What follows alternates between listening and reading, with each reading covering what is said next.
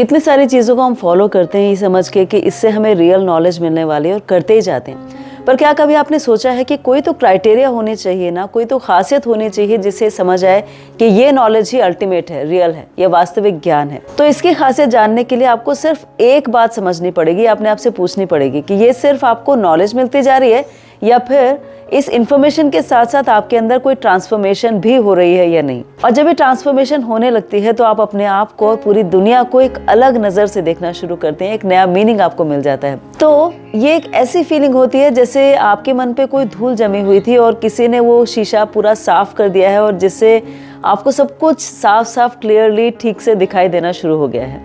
बस यही एक रियल नॉलेज का क्राइटेरिया है। वैसे इससे एक और चेंज आता है और वो है आपका पर्सपेक्टिव शिफ्ट। तो वो जो नज़रिया बदल जाता है, पर्सपेक्टिव शिफ्ट हो जाता है, उसमें 3 चीज़ें होती हैं। पहला ये कि आप यहाँ पर आए हैं तो एक रोल, एक कारण को लेकर आए हैं और इस बड़े से स्टेज पे आपको वो रोल निभाना है। इसीलिए जो लाइफ आप जी रहे हैं ना, वो बहुत छोटी सी है, मीडियोकर है, उससे कहीं बड़ा प्रोफाइल है, आपका बड़ा रोल है, ये आपको समझ में आता है। दूसरा ये कि सब आपके ही जैसे हैं, उनका दुख, उनकी पीड़ा जिससे वो गुजर रहे हैं वो वैसी है जैसे कि आपकी है, इसीलिए उनका दर्द आपको समझ में आने लगता है और फिर आप उनके लिए ज़्यादा कंपैशनेट हो जाते हैं। तीसरा, आप ये समझ पाते हैं कि आप बहुत पावरफुल हैं, आप यहाँ पर फंसे नहीं हैं, बल्कि ये जो कुछ हो रहा है ना, प्रॉब्लम्स भी आ रही हैं या और कुछ होता है, वो सिर्फ आपकी जर्नी का, आपकी ग्रोथ का एक हिस्सा है और स्टेप बाय स्टेप आप उस ग्रोथ की तरफ बढ़ते जा रहे हैं।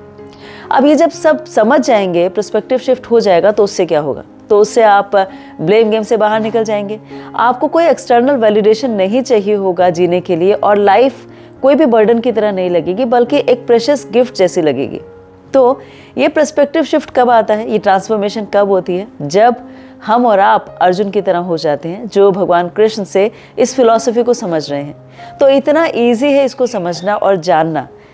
अब कितने ही मोटिवेशनल स्पीकर्स को आप सुन लीजिए, सेल्फ हेल्प बुक पढ़ लीजिए, लेकिन जो आप ट्रांसफॉर्मेशन अपने अंदर चाहते हैं ना, उसके लिए आपको अर्जुन जैसा स्टूडेंट बनना होगा और तब वो नॉलेज आपको सिर्फ और सिर्फ एक बुक पढ़ने से भी मिल जाएगी, जैसे कि अर्जुन को यहाँ पर मिल रही है।